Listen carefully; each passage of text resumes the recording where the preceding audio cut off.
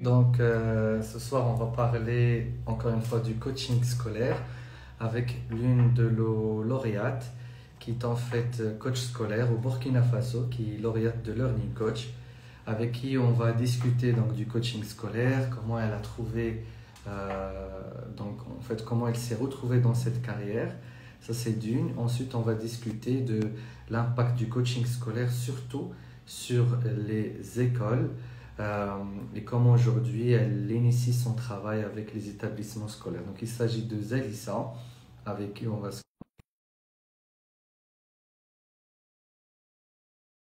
première lauréate, en tout cas de l'Afrique subsaharienne, qui a rejoint Learning Coach il y a à peu près maintenant 4 ans et qui a fait la formation de coaching scolaire, puis la formation de coach de vie. Voilà, qui va se connecter dans quelques instants et qui est en train de se préparer. Zalissa, tu es là? Oui, je suis là, mais là, je ne sais pas comment diriger mon truc. Voilà, il va falloir verser la vidéo. Super. Ça va, vous allez bien? Oui, ça va. Tutoyer, on se tutoie de toute façon. En tout cas, bienvenue à ce live. Ça fait plaisir de pouvoir discuter, parler donc du coaching scolaire. Donc, Pareillement pour moi. ok. Donc, si tu peux te présenter, Ok. donc dire un petit peu ce que tu fais aujourd'hui et surtout comment tu as découvert le coaching scolaire et comment tu as découvert en tout cas cette approche ou cette façon d'accompagner les élèves. Mon nom, c'est Zalissa Conseil.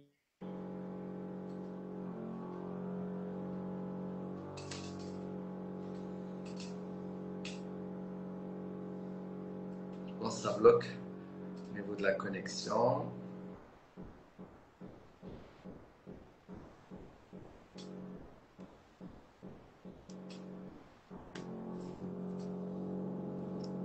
Alors en fait, je vais essayer de remplir le vide en attendant que la connexion puisse se rétablir.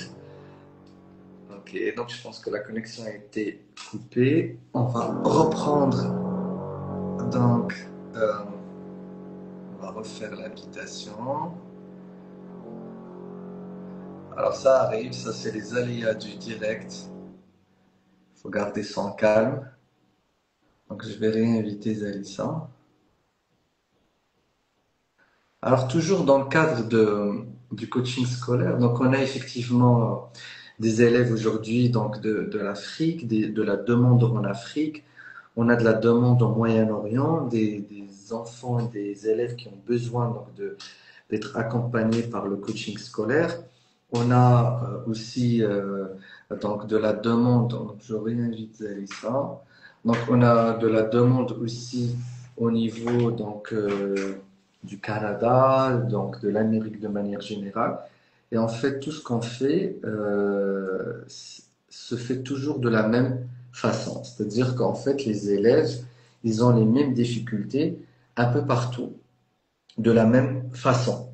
Et ça, c'est important à comprendre que le coaching scolaire ne traite pas du programme scolaire ou donc de la façon avec laquelle sont enseignés les élèves, où il faut être enseignant dans un pays pour pouvoir donc coacher. Non, en fait, on coach sur des problématiques qui sont en fait universelles, c'est-à-dire le stress des examens, l'organisation, comment réviser, avoir des routines, mettre en place des habitudes de travail.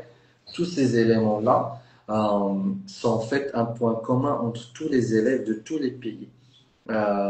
Puis les problématiques des élèves ou des apprenants ou des étudiants sont aussi les mêmes. Donc tous les élèves aujourd'hui, à part peut-être l'Asie, la Chine, la Russie, ils sont addicts aussi, mais par exemple l'addiction aux écrans, elle est la même partout. Donc tout le monde aujourd'hui est addict à YouTube, Instagram, Snapchat.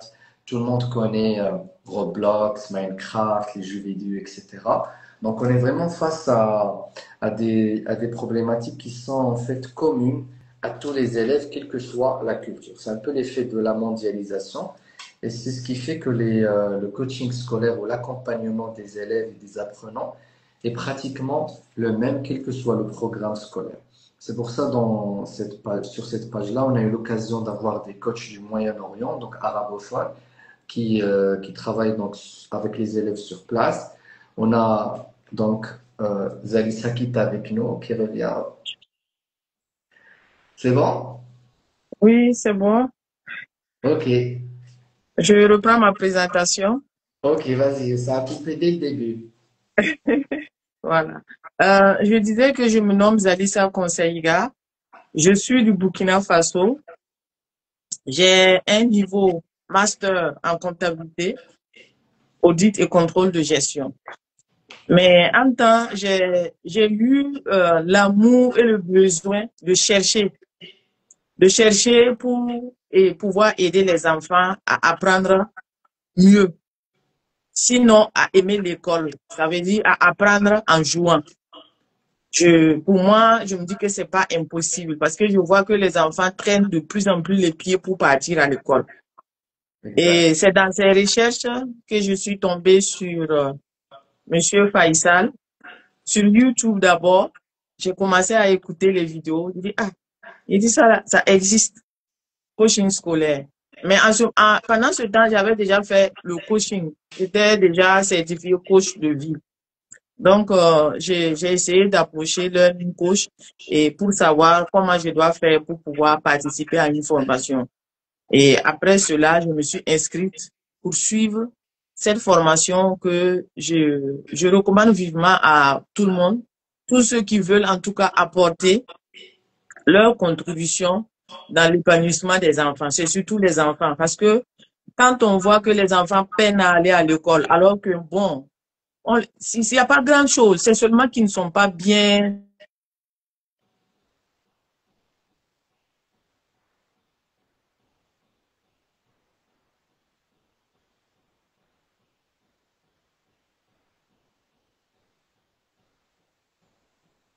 Oui, Zalissa, donc ça coupe.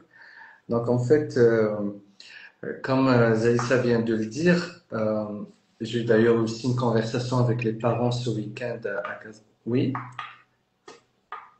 ça avait coupé. Enfin, il y avait Oui. eu un décalage. Donc en fait, je rebondis sur deux points. Mhm. Vous parlez de la motivation, donc les enfants qui ont du mal à aller à l'école, Oui. qui n'aiment pas aller à l'école. En fait, pareil, je discutais avec des parents ce week-end Mhm. et donc dès que j'ai évoqué que les enfants ont du mal de plus en plus à aller à l'école, alors que notre Mhm. génération, c'était vraiment quelque chose qui nous passionnait le premier jour de l'école, c'est Tout un à jour de fait. fête, alors qu'aujourd'hui, Oui. c'est un jour d'angoisse et beaucoup d'enfants souffrent de cette boule d'angoisse. Et là, ça m'étonne que vous dites, enfin, ça m'étonne et ça m'étonne pas non plus. En fait, chaque parent, avec chaque enfant, pensait que c'était le seul qui avait ce problème-là.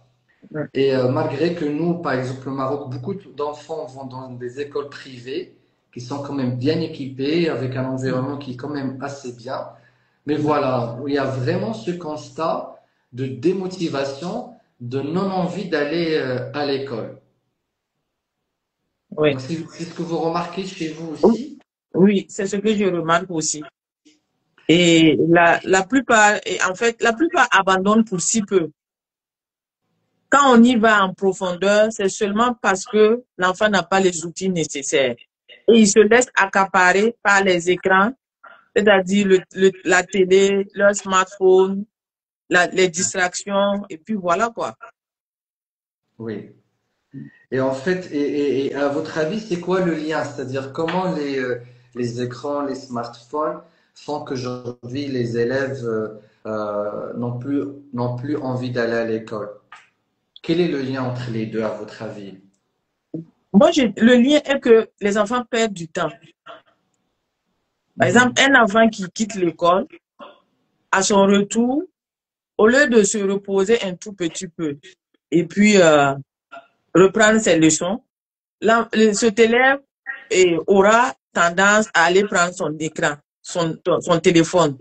Et en Mhm. prenant le téléphone, il y a Internet qui est là. Il va passer le temps à défiler, à regarder tout et rien à la fois. Ça veut dire, peut-être même qu'il ne va même pas retenir quelque chose, mais il va passer du temps, il va perdre son temps sans savoir qu'il a perdu du temps. Mhm. Parce que nous-mêmes, les adultes, on s'y perd de fois sur Internet. Oui. Donc, n'en parlons pas les enfants de fois qui ne savent pas raison garder pour se dire, stop, c'est bon comme ça, il faut que je me lève. Donc, du coup, bon, ils vont passer le temps à regarder des trucs inutiles, franchement. Moi, c'est ce que je vois, le lien. Et donc en fin de compte, c'est-à-dire qu'ils ne révisent plus, qu'ils se fatiguent, ou peut-être qu'ils voient des choses tellement intéressantes sur les vidéos, qu'ils apprennent beaucoup de choses dans les vidéos, et finalement quand ils vont à l'école, ils voient que l'école... Enfin, parce que nous aussi, quand on était enfant, on essaie juste de comprendre un peu cette problématique. Parce que nous, quand Oui, on était enfant, on jouait quand même, on jouait beaucoup. oui, Enfin, l'enfant, il est là pour jouer. On oui. sautait, il y avait beaucoup de jeux, c'est vrai, sur le terrain, enfin de physique et sociaux. Donc on interagissait beaucoup, on jouait à des choses, on jouait à la terre, on jouait sur Mhm. terre, on avait des interactions. Mais bon, quand le matin on en allait à l'école, on était quand même très content de retrouver l'école, même si j'imagine que l'école avant était beaucoup plus, enfin je crois qu'elle était beaucoup plus dure, beaucoup plus violente. Il y avait quand même une violence qui était assez acceptée des années 70, 80, peut-être jusqu'à 90. Maintenant, la violence est beaucoup moins acceptée. Je pense qu'ils sont dans un environnement qui est quand même beaucoup plus bienveillant. Mais malgré ça, et je parle même de mes enfants, ils n'ont pas forcément envie d'y aller. Oui. Est-ce que vous pensez que c'est parce qu'ils perdent beaucoup d'énergie sur les écrans ou parce que les écrans leur donnent l'impression qu'il y a une façon d'apprendre qui est meilleure que ce qu'ils voient à l'école? Puisque au niveau des écrans même, ils ne savent pas. En fait, leur recherche n'est pas orientée sur Internet. Donc, du coup, je me dis que les écrans vont les bouffer l'énergie nécessaire. Mhm. Ils vont avoir peut-être les yeux larmoyants. Ils vont être fatigués intellectuellement parce qu'ils vont passer plus de temps à regarder. Et ce qu'ils vont apprendre sur les écrans, moi, je me dis que ça ne sera pas vraiment utile pour eux. Donc, du coup, quand ils vont se coucher pour se reposer, ils vont pas avoir un sommeil tranquille. Parce que des fois, même, ils vont aller regarder des films vraiment où, bon, c'est horrible puisque c'est du cinéma. C'est vraiment horrible où ils vont faire des cauchemars même la nuit. Mais quand l'enfant va se réveiller le matin, l'enfant ne va pas dire aux parents, papa, maman, j'ai fait un cauchemar. Puisqu'il sait pourquoi il a fait ça. C'est le film qu'il a regardé là. Ils aiment Mhm. regarder les films vampires, les films quoi, les extraterrestres. Mhm. Voilà. Donc, Oui, quand l'enfant va regarder ça, il va pas bien dormir la nuit. Le sommeil ne sera pas tranquille. Et au petit matin, l'enfant a toujours sommeil. Arrivé à l'école, un professeur ou le maître qui hausse le ton sur l'enfant, peut-être que l'enfant même va dire que non. En fait, il va se recroqueviller et puis dire que non, qu'on est en train de me crier dessus. Alors que c'est simple. Si tu étais bien réveillé et que le professeur ou le maître t'a posé une question, tu vas répondre. Mais là, non. Le bonhomme ou la gentille princesse ne s'est pas bien réveillée. oui. Donc, tous les font mal. Ils sont Oui, déjà sur le qui-vive et puis bon, voilà quoi. oui, oui, oui, vous avez parfaitement raison. Nous, on constate souvent ça. Et Mhm, les ados nous parlent effectivement des couchers tard, des, mhm. d'un sommeil qui, en fait, il y a aussi leur cerveau qui continue à fonctionner Oui, longtemps quand ils vont au lit. oui, Et moi, je l'ai remarqué avec beaucoup d'enfants, c'est-à-dire un mauvais réveil fait que voilà, ils sont de très mauvaise humeur. Les profs aussi, d'ailleurs, ils viennent avec une mauvaise humeur parce que les adultes aussi souffrent tout à fait. de ces addictions. Aussi, les profs, malheureusement, ils dorment tard aussi parce qu'il y a beaucoup de préparation aujourd'hui. Les Mhm, programmes sont intenses. Et, euh, et voilà, donc il y a une mauvaise humeur le matin et c'est vrai que les parents sous-estiment cette mauvaise humeur, mhm. sous-estiment ce manque de sommeil, mais moi-même je l'ai testé sur moi. C'est-à-dire quand je dors mal, enfin d'ailleurs je l'ai testé parce que quand j'ai arrêté un petit peu la télé, etc., j'ai vu que au niveau des rêves et au niveau du sommeil, vraiment ça a beaucoup changé. Enfin, il y a vraiment un impact, les gens se rendent pas compte. mais il y a vraiment un impact sur la qualité du sommeil. Bon, nous, les adultes, on gère ça avec du café, on prend du café, on se Mhm, réveille. mhm. Mais Ouais. c'est vrai que ça nous rend très irritables et ça fait des réactions que bon, maintenant beaucoup de gens d'ailleurs remarquent dans la conduite, le comportement des gens. Ils sont beaucoup plus irritables qu'avant. Mhm, Il y a moins de patience. Moi-même, je le remarque dans ma vie. Par exemple, les gens ils klaxonnent beaucoup plus qu'il y a quelques mhm, années. Et donc, mhm, c'est vrai que cette crise du sommeil, d'ailleurs aux États-Unis, on en parle beaucoup, cette crise du sommeil, d'un mauvais sommeil, à elle seule peut oui. expliquer effectivement la démotivation des élèves. Parce qu'effectivement, moi aussi, avec certains enfants, le simple de plusieurs incidents avec les profs font qu'il y a une démotivation. Il faut Mhm, savoir aussi, je pense que c'est une génération qui est très sensible en mhm, termes de relations. Et aussi beaucoup de parents qui offrent à leurs enfants une éducation bienveillante qui font qu'ils n'acceptent pas cette violence ou cette mhm, agressivité de la part des profs. Et mine de rien, effectivement, ça part de rien du tout, ça part d'un sommeil tardif ou d'un mauvais sommeil. Et donc, ça crée une mauvaise journée à l'école et ça crée avec le temps de mauvais souvenirs et puis une démotivation pour repartir mhm. à l'école. Donc, d'où votre sujet, donc pour ce live de l'organisation. Donc, c'est Oui. vrai que les parents sont souvent étonnés quand on parle d'organisation pour les élèves et même les élèves, ils sont étonnés nous, Mhm. on veut des heures supplémentaires, on veut apprendre plus, on veut étudier. Pourquoi on parle de l'organisation alors? On parle de l'organisation dans le domaine du coaching scolaire parce que celui qui s'organise sera toujours à jour. Mhm, Un élève qui est bien organisé sait que après l'école, j'ai un emploi du temps que je dois respecter. mhm, Et l'emploi du temps et l'emploi du temps que l'enfant a hors école, l'enfant combine ces deux pour en faire un seul emploi du temps qui va lui permettre d'être à jour chaque fois, chaque semaine qu'il est parti à l'école.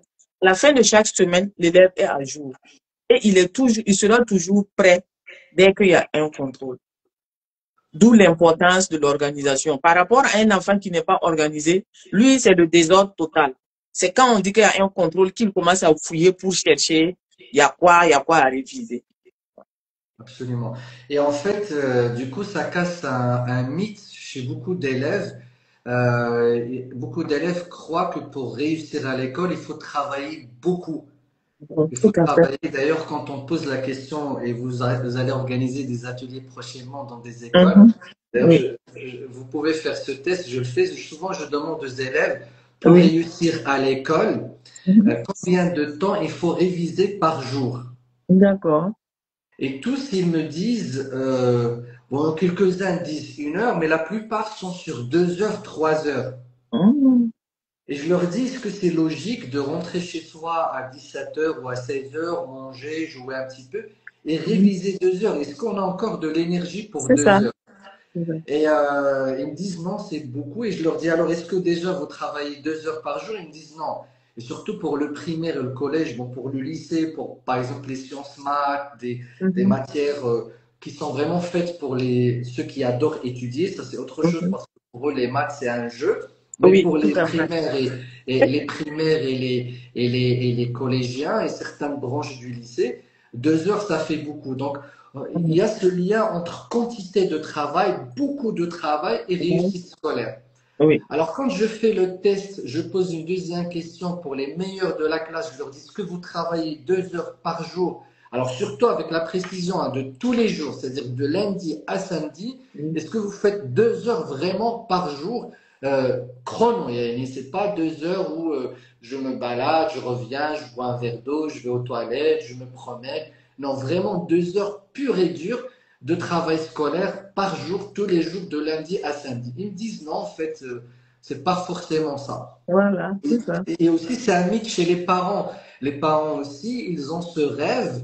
Enfin, nous tous, on a envie de voir un enfant surieux, studieux, qui travaille tous les jours, 2 heures, 3 heures. On se Il dit, faut voilà, bien mon enfant, c'est un concentrer. génie. Voilà, mon Oui. enfant, c'est un génie, il est adorable, il fait que travailler, alors qu'en fait, c'est pas logique, et c'est pas ça Ouais. la vie estudiantine, la vie d'un enfant, c'est beaucoup de jeux. Il y a aussi ces parents-là qui sont tout le temps en combat avec le jeu avec Mhm. avec le fait de pouvoir jouer, alors que je leur rappelle que c'est un enfant et que son vrai apprentissage, comme vous l'avez dit au début, c'est le jeu d'abord. Ouais, c'est le L'enfant, jeu d'abord. il apprend beaucoup en jouant. C'est comme ça se prépare à la vie. On est quand même des mammifères et on est Mhm. comme les chats, les chiens, les lions. On apprend en jouant, se Oui. bagarrant, se battant, en ayant des conflits. C'est comme ça que les enfants jouent. Et donc, en fait, quand vous dites, déjà, l'organisation, elle va réabsorber donc ce combat quotidien. Alors, vous Ouais. avez dit qu'il y a un emploi du temps pour l'école. Est-ce qu'on est obligé de faire un emploi du temps à la maison ou tout simplement l'enfant doit juste réviser le temps qu'il y a et toute la soirée? En fait, l'emploi du temps après l'école, c'est quoi? C'est pour pouvoir recadrer l'enfant. Parce que quand l'enfant revient à la maison, l'enfant pense qu'il a tout le temps. Mhm, Et en pensant qu'il a tout le temps, il va être dispersé.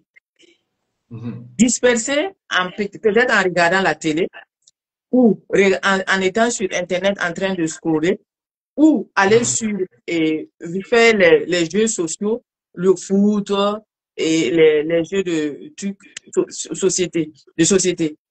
Par contre, si l'enfant fait un emploi du temps après l'école et joint cet emploi du temps pour que ça soit un emploi du temps unique, l'enfant sait le matin, je commence à quelle heure, mon temps de repos, c'est à quelle heure et j'ai combien de temps pour réviser. Et dans le domaine du coaching scolaire, c'est plus pratique. Et ça aide l'enfant à ne pas être là sur le cahier, alors qu'en ce moment même, il ne révise même plus. Il est assis sur le cahier, il regarde, les yeux sont rivés sur les cahiers, mais il n'y a rien qui rentre. Son mhm, esprit est ailleurs, peut-être sur le terrain avec ses camarades en train de jouer, les filles peut-être en train de papoter entre copines. mhm. Voilà. Donc, c'est pour éviter cela qu'il est important de faire un emploi du temps. Hors l'emploi du temps de l'école, hormis l'emploi du temps de l'école. Là, on joint les deux emplois du temps et on en fait un seul. Et l'enfant va respecter cela. Dès que l'enfant arrive à respecter cet emploi du temps, pour un enfant qui vient de commencer une année plus tard, l'enfant devient autonome. Il n'a même plus besoin de quelqu'un. Voilà. Mhm. Ouais, très bien. Et comment, c'est-à-dire cet emploi du temps, il y a aussi des enfants et des parents qui disent, mais moi, j'ai pas envie, quand je vais à la maison, c'est quand même pour se reposer, c'est quand même, c'est pas un endroit qui doit être figé. Pourquoi on doit faire un emploi? Est-ce que c'est pas contraindre la liberté de l'enfant ou des parents en ayant un emploi du temps? Et quel genre d'emploi du temps? C'est-à-dire comment vous le mettez en place réellement? En fait, l'emploi du temps, c'est juste des temps de révision. Puisque Mhm. ces temps de révision, c'est pour que l'enfant ne pense pas qu'il a tout le temps pour réviser. Alors, Et excusez-moi, il y a juste une internaute qui demande c'est quoi le sujet. Donc, il y a Kenza qui demande sur quoi on parle. En fait, ah, on parle de l'organisation ok. des écoliers, des apprenants et comment la maîtrise de l'organisation permet donc une meilleure réussite scolaire. Voilà, je vous laisse continuer. D'accord. Cet emploi du temps n'est pas contraignant parce que ça va même aider les parents. Le Mhm, papa ou la maman ne sera pas contraint d'appeler l'enfant tout le temps à l'ordre, de venir réviser. Non, l'enfant sait qu'il a un programme et il peut aller faire ses jeux de société de telle heure à telle heure. Cela n'empêche pas cet emploi du temps. Il peut se reposer, il peut aller bavarder avec ses amis ou ses copines. Elle peut aller bavarder avec ses copines si c'est une fille. Mais l'enfant sait que de telle heure à telle heure, je dois réviser histoire géo. De telle heure à telle heure, je dois réviser sciences sciences de la Terre ou bien c'est SVT. De telle heure à telle heure, je dois faire maths. Voilà. Et c'est agencé comme ça jusqu'à la fin de la semaine, avec bien sûr des temps de repos. C'est pas dans tout l'emploi du temps là, c'est pas seulement pour réviser. Il y a des temps de repos. Il y a des temps pour manger. Il y a des temps pour aller déposer son assiette, tout ça. Donc, les parents n'ont qu'à être rassurés. C'est pas pour contraindre l'enfant ou bien pour le contraindre à que ça soit être quoi, un temps de sérieux, sérieux, sérieux, sérieux. Non. Au contraire, cet emploi du temps va permettre à l'enfant d'avoir une vie relaxe et s'auto-éduquer lui-même. Voilà. Oui, Moi, je vois ça comme ça. oui. Donc effectivement, donc, et l'objectif de cet emploi du temps, c'est que l'enfant soit à jour. Parce Ouais. qu'en fait, comme on disait, c'est-à-dire les meilleurs de la classe, c'est pas des bosseurs qui bossent beaucoup. C'est-à-dire, d'ailleurs, c'est pas possible de dépasser un temps de révision par jour. Et ça quand même, c'est limité parce que notre énergie, elle est limitée. Et notre cerveau, il pourra même pas suivre, comme vous vous dites, Mhm, ma tête sera toujours ailleurs, mais mhm, l'idée, c'est d'avoir un emploi du temps qui me permet de réviser régulièrement pour être à jour. Et donc, et les mauvais de la classe, ceux qui n'arrivent pas à avoir de bonnes notes, c'est ceux qui se laissent aller, qui accumulent beaucoup de cours sans qu'ils soient à jour, sans qu'ils puissent suivre. Maintenant, est-ce que cet emploi du temps, c'est à l'enfant seul de le faire ou est-ce qu'il doit être accompagné par un de ses parents, sa maman, son papa, et comment ça doit être mis en place? Cet emploi du temps, si l'enfant n'a pas un coach scolaire, bien, il est bien évident que c'est un coach scolaire qui doit aider à l'élaboration de cet emploi du temps. Mais si l'enfant n'en a pas, le père ou la mère peut aider l'enfant à établir l'emploi du temps en début, c'est-à-dire le premier mois de la rentrée scolaire. Mhm.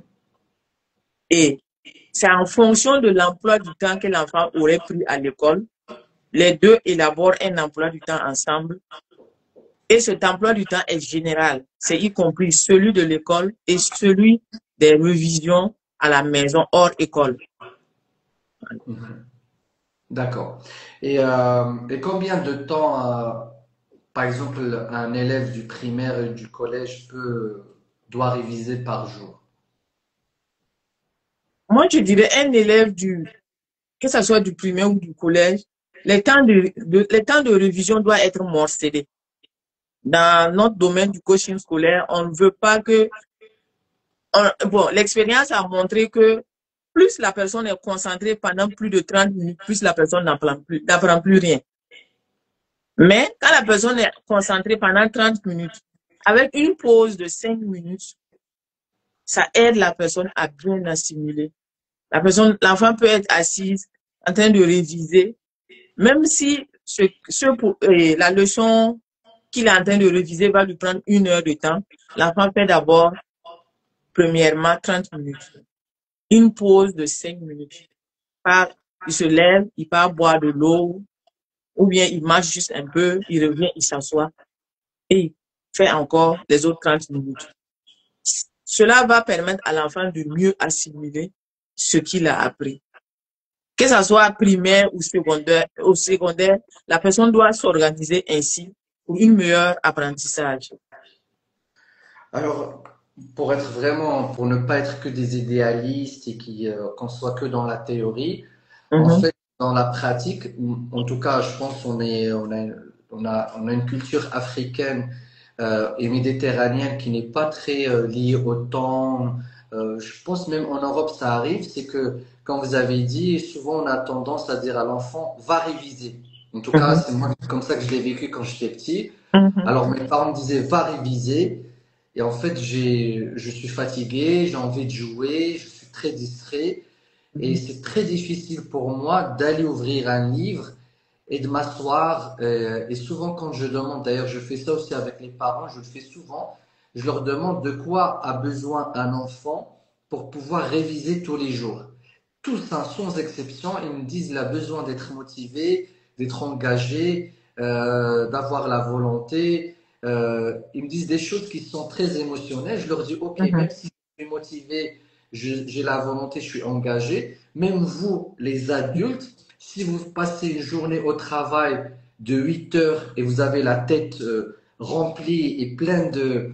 Ça veut dire que vous êtes fatigué, vous rentrez Ouais. le soir et votre patron, il vous appelle et vous dit non, tu reviens ou tu t'assois chez toi et tu vas continuer le travail pendant 1 heure. Je leur dis, mais c'est pas, vous n'allez pas le faire. Ouais. Alors, en fait, on demande la même chose aux enfants. hormis les enfants qui sont passionnés par les études.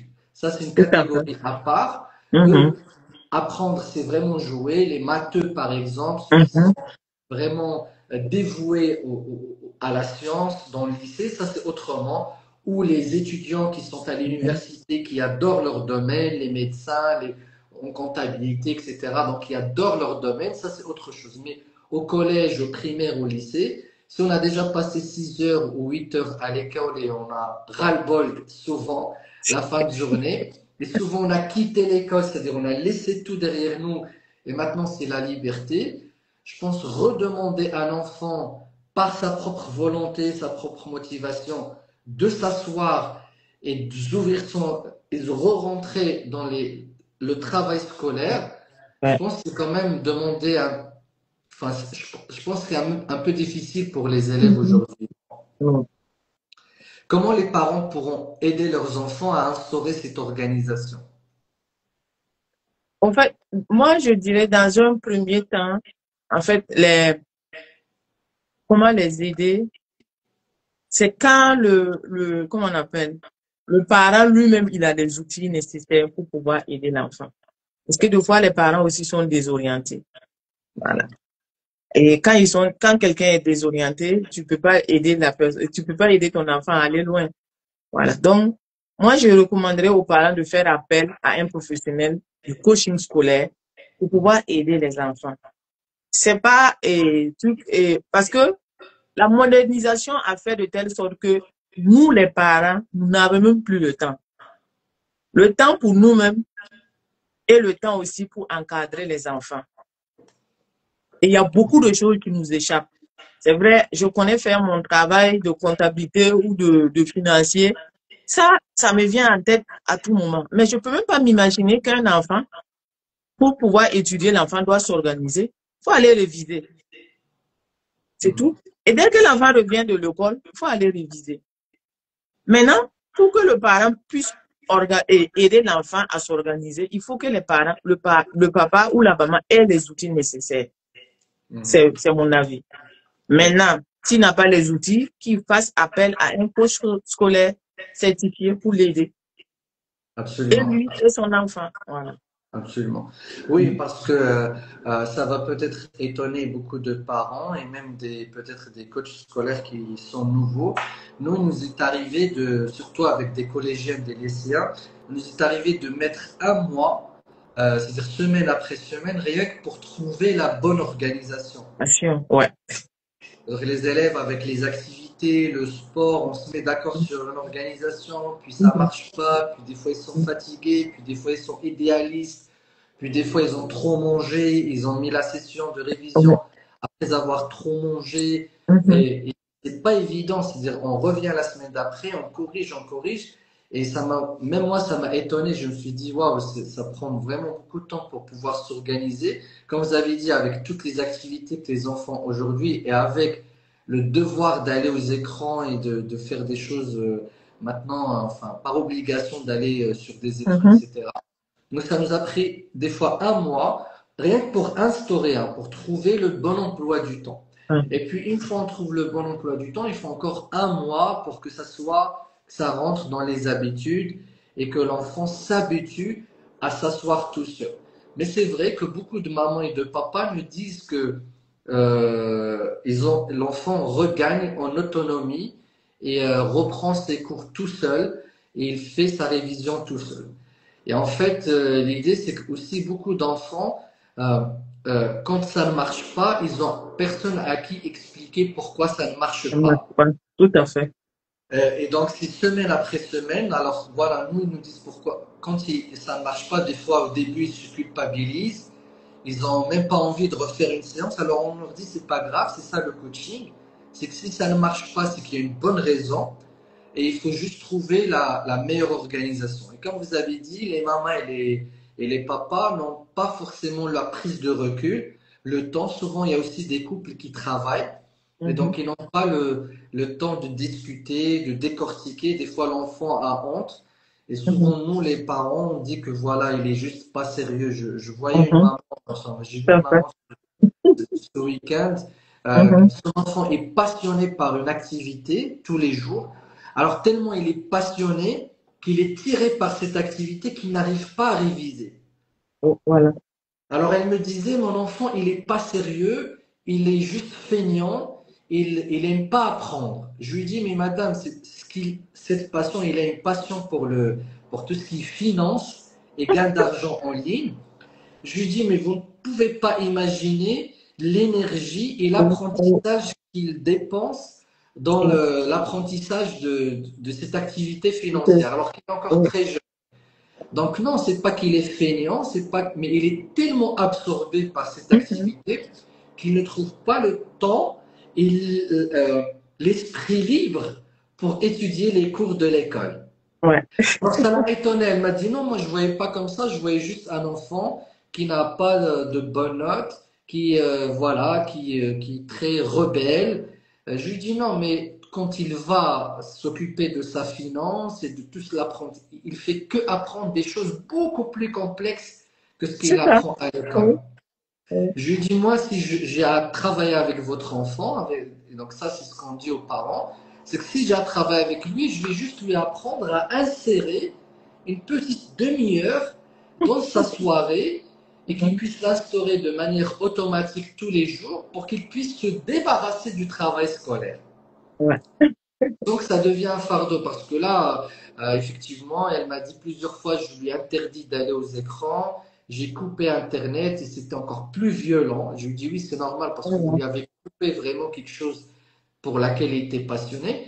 Et ça m'a étonné, je me suis dit quand même, un professionnel, un coach scolaire, il a une lecture différente des problématiques scolaires des enfants, alors que les mamans, enfin là, la maman et l'école pensaient que l'enfant était juste un feignant, alors qu'au contraire, c'est un enfant très impliqué dans un domaine mathématique et même plus évolué que ce qu'il voit à l'école. Et souvent, Ouais. on a effectivement ce décalage. Maintenant, comment on fait si un enfant, par exemple, on arrive à lui instaurer une organisation et puis sa maman, souvent on a ce problème, sa maman qui dit en fait c'est pas suffisant. Par exemple, il fait 30 minutes par jour, ou 45 minutes par jour, ou 1 heure par jour. Et souvent on a des mamans qui disent ah non, non, mais c'est pas suffisant, il joue trop par rapport à ce qu'il révise. Qu'est-ce que vous répondez à ces mamans? Au fait, euh, je vais proposer à la maman une séance de coaching et parental et la dire que avant la séance, je vais la demander, OK, vous avez passé toute la journée à être dans la cuisine et le soir arrivé, malgré que vous ayez préparé des mets déposés sur la table à manger, on vous demande encore d'aller cuisiner un autre mets. Est-ce que vous, maman, vous allez accepter sans richiner, sans bouder, sans parler? Des fois, la maman va dire, ah, mais c'est pas pareil. Et bien sûr, c'est pareil parce que l'enfant a passé toute la journée à l'école. Donc, quand il arrive à la maison, laissez-lui le temps de se reposer et apprendre 30 minutes, ça veut pas dire qu'il n'a rien appris.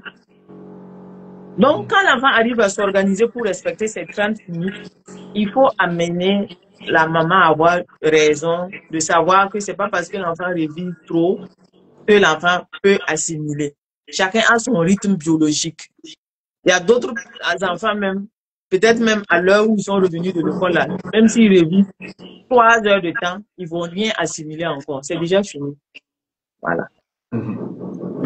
Et est-ce que vous avez aussi des conseils pour les... Alors, là, on parle des enfants avec leurs parents, mais il y a aussi aujourd'hui des étudiants qui sont à l'université, qui sont assez autonomes.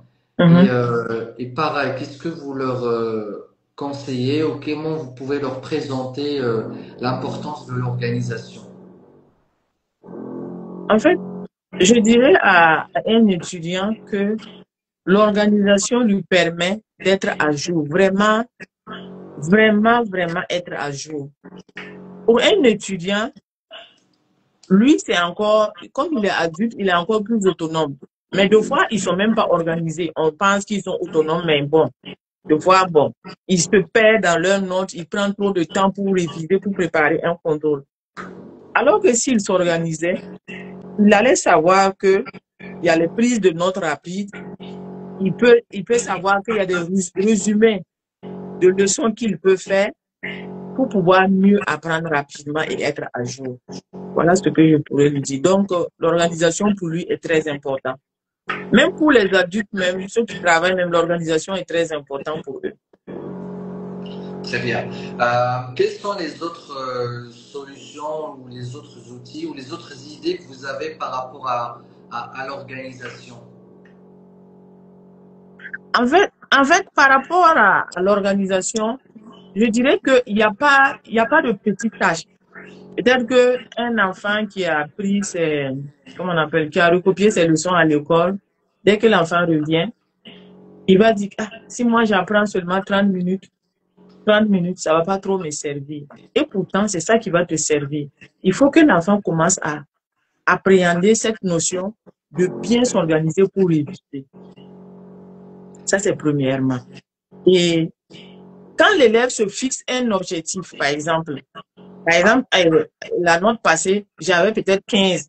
Et la note à venir, je veux 16 ou 17.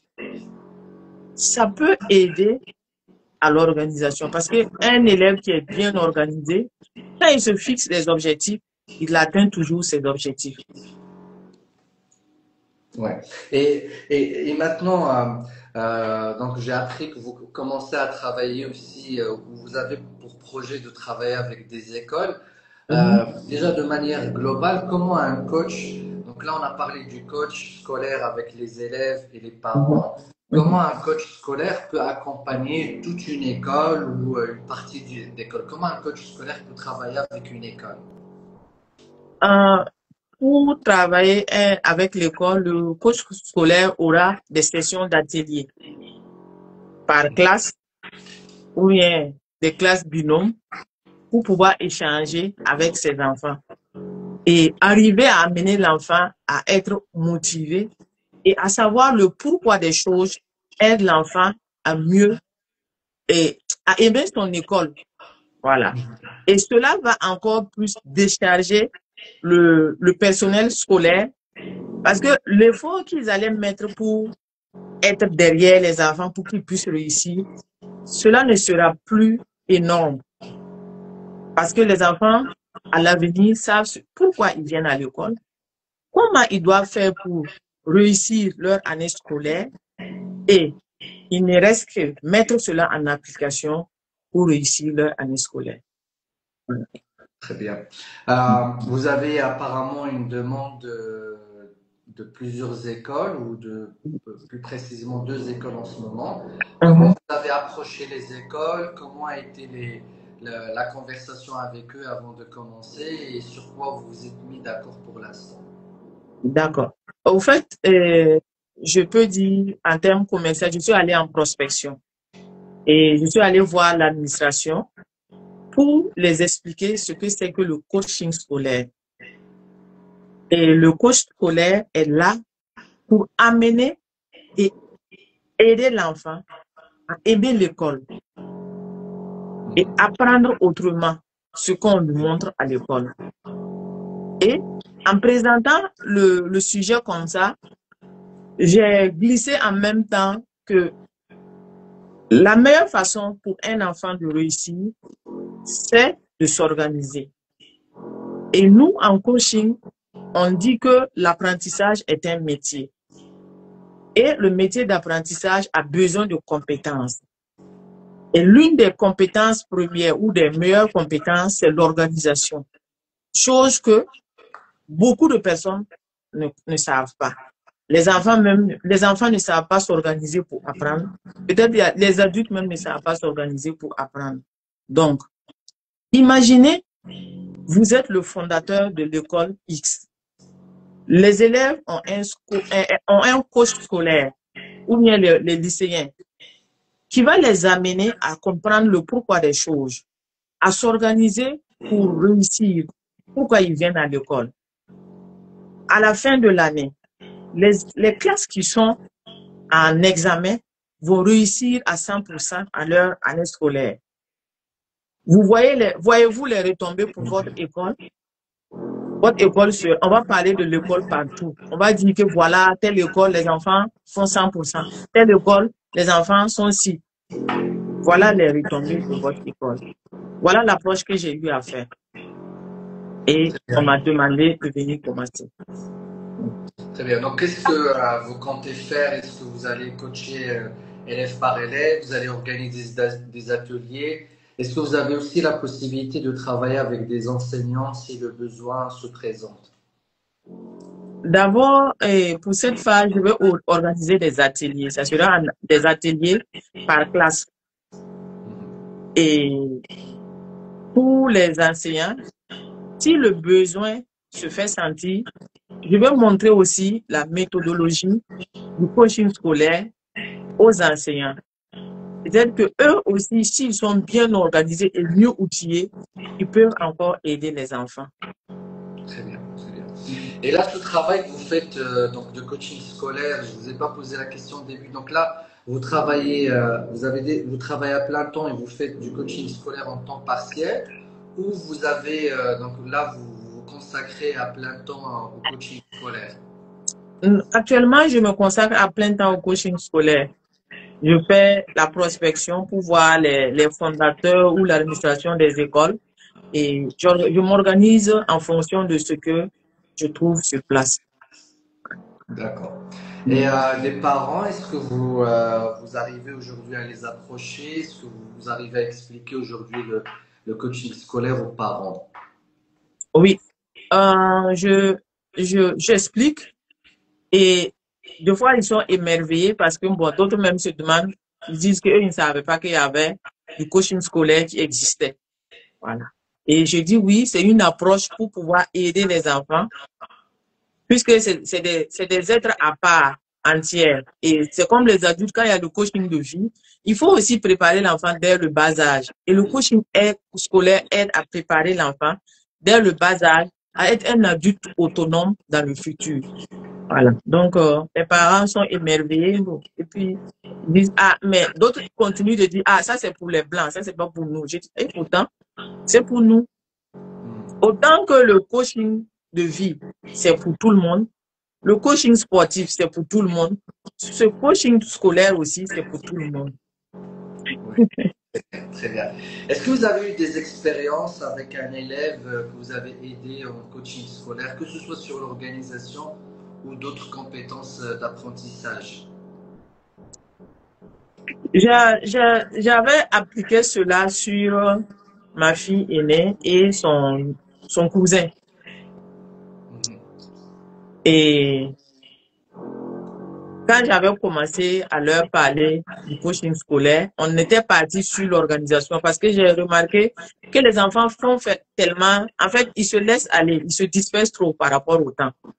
Donc, je les avais dit, bon, tous les soirs, comme vous venez de commencer l'école, on va se voir les soirs où vous n'avez pas classe ensemble, en classe le soir. Et c'est juste 15 minutes que je vais échanger avec vous. Et on a commencé ainsi, on a échangé, on s'est mis d'accord pour parler rien que de l'organisation. Comment il faut s'organiser pour réviser. Et je les ai demandé, quand vous voulez vous organiser pour réviser, pourquoi vous voulez vous organiser pour réviser? Et ils ont dit que c'était pour augmenter leur note scolaire. Parce que, bon, les premiers devoirs, puisque je les ai pris après le premier trimestre, les premiers devoirs n'étaient pas trop ça. Donc, si eux, ils savent comment faire pour pouvoir, et ils ont pour objectif d'avoir de meilleures notes dans les prochaines notes. Les meilleurs points, quoi. Notes, voilà. Donc, dans cette optique, on a mis un programme en place et ils ont su, avant, quand ils s'asseyaient, ils pouvaient s'asseoir plus de 2 heures, on s'assoit, on ouvre le cahier comme ça, on est là assis. Maintenant, non. J'ai dit 30 minutes de révision. Et c'est ce qu'ils appliquent. Et je vois que l'autonomie y est. Même si, bon, en tant que maman et le regard du coach, parce que les mamans sont plus exigeantes quand c'est... Oui. C'est différent. Donc, voilà, on n'est plus exigeante pour pour nos enfants. Donc, quand je les regarde, je dis non, il faut que vous appliquez à la lettre. Mais je vois qu'ils ont fait un pas énorme et puis bon, moi, j'ai vraiment envie que beaucoup d'enfants puissent appliquer cela. Très bien. Donc, vous avez remarqué qu'ils sont beaucoup plus autonomes, beaucoup plus organisés. Est-ce que ça a donné ça a eu un incident sur les résultats scolaires? Oui, ça a eu oui, ça a eu vraiment d'incidence sur les résultats scolaires. Parce que si un enfant part de 11 jusqu'à la fin de l'année, dans la même matière, l'enfant a 17, 18, bon, je pense que il y a eu, il y a eu une révolution, mais pas Ah, d'accord. pas une évolution, mais une révolution dans la révision et dans l'organisation. Super, super, très bien. Donc effectivement, ça c'est un concept qu'on apprend dans le coaching scolaire. C'est l'évolution des notes, une Oui, révolution des évolution notes. des notes, ouais. Un saut. Donc bravo. Donc en tout cas, c'est bien. Toujours, beaucoup de coachs scolaires commencent donc leur pratique avec leurs enfants, avec les membres de la famille. Ouais, Oui, souvent avec de petits changements, ça ouais. donne des résultats et effectivement, sans toucher aux heures supplémentaires, sans Mhm. rajouter des Non. cours, voilà, juste profiter de son temps et d'aider les Mhm. enfants à mieux s'en sortir avec ce qu'ils ont, parce que souvent les programmes scolaires sont très accessibles, quel que soit le pays. C'est Mhm. des États, des ministères de l'éducation qui mettent en place ces programmes. Et en Ouais. général, les programmes sont au-dessous de la moyenne d'intelligence des élèves. Donc, ils sont Mhm. tous accessibles. Mais si les élèves n'arrivent pas à avoir de meilleures notes, c'est parce que leur façon d'appréhender cet apprentissage, la façon d'apprendre, n'est pas correcte. Et comme vous avez Mhm. dit au début, l'accumulation des, euh, des devoirs, des cours, etc., fait que les enfants finissent par ne pas donc, suivre leurs cours et ne pas être à jour correctement. Très bien, en tout cas, ça a été un plaisir, ça fait plaisir de voir des résultats comme ça. Donc, pour terminer, quels sont les conseils que vous donnerez tout d'abord aux élèves qui pourraient nous entendre et aussi aux parents et maman, papa qui peuvent nous entendre par rapport à l'organisation et par rapport au coaching scolaire de manière générale? D'accord. Je dirais, et par rapport au coaching scolaire, que le coach scolaire n'est pas là pour donner comment on appelle, comme on dit en coaching de vie, on n'est pas là pour donner des conseils, on est là pour aider à trouver des solutions. Mais en même temps, nous avons des outils que tout le monde n'en a pas. Donc, c'est avec ces outils que nos coachés, notre population jeune va apprendre à s'organiser pour réussir leur métier d'apprentissage. Si j'ai un message envers les parents, je dirais aux parents de ne pas hésiter. Car à l'ère actuelle, il est important d'avoir un coach scolaire pour ton enfant. Vu la charge de travail que chaque parent a, nous n'avons plus le temps pour parler à nos enfants. À peine même, on a le temps même pour regarder le visage de l'enfant face à face. C'est des commandements et des contrôles seulement que les parents passent le temps à donner aux enfants. Oui, Alors que ça ne l'aide pas dans son métier d'apprentissage. oui, oui. Très bien, très bien. Et d'ailleurs, beaucoup de parents payent de grosses sommes pour les heures supplémentaires et ils font appel au service des Oui. tuteurs, Mhm. des enseignants, alors que c'est quelque chose qui fait perdre en autonomie l'enfant. Des fois, c'est important, mais souvent, ça fait perdre en autonomie. Oui, Et donc, il faut juste savoir qu'il y a une nouvelle façon d'accompagner les enfants, tout à fait. une seule fois souvent dans la vie ou quelques fois, mais outiller l'enfant avec des capacités d'organisation et Mhm. d'apprentissage rapide permettra donc à l'enfant de mieux avancer. Merci beaucoup. Merci Merci. Salissa. Et un dernier point, c'est l'universalité de l'approche. C'est-à-dire, je disais au début que ce Mhm. soit au Maroc ou au Mhm. Burkina Faso, dans d'autres pays, nous, la formation, elle est toujours la même. Et apparemment, les problématiques dans le coaching scolaire sont les mêmes un peu Sont les partout. mêmes. Oui. Absolument, absolument. Et donc, les Absolument. coachs scolaires peuvent travailler avec les enfants du même pays, comme ils peuvent aussi travailler avec des enfants dans d'autres pays. C'est-à-dire c'est une profession ou une Oui. activité qu'on peut faire vraiment à l'international. Oui. Très bien. Bah, Et merci c'est une beaucoup. noble activité. Au plaisir de vous retrouver avec une autre thématique. On refera Oui. certainement des lives comme ça pour Ok. échanger, être le coaching D'accord. scolaire. D'accord. Bravo pour votre reconversion. Bravo Ok. pour votre amour pour le constat Merci. que vous avez dit, c'est apprendre en jouant et être motivé. Donc, bravo d'avoir fait le pas, de vous former dans ce domaine et Merci. de vous impliquer. Et maintenant, vous êtes vraiment, vous faites la prophétie, vous évangélisez un petit peu le concept. Et Oui. petit à petit, les gens connaîtront qu'il y a une façon. Et je terminerai moi avec le fait que apprendre aux enfants à s'organiser dans les études, c'est leur apprendre à s'organiser dans la vie et pour le futur aussi. Et c'est comme ça qu'ils pourront faire face aussi à des défis dans leur vie future. Merci beaucoup. À très bientôt. Merci. Merci. Merci. À Au très revoir. bientôt. À Oh, très merci. bientôt. Au revoir. Très bientôt. Au revoir. Bye bye.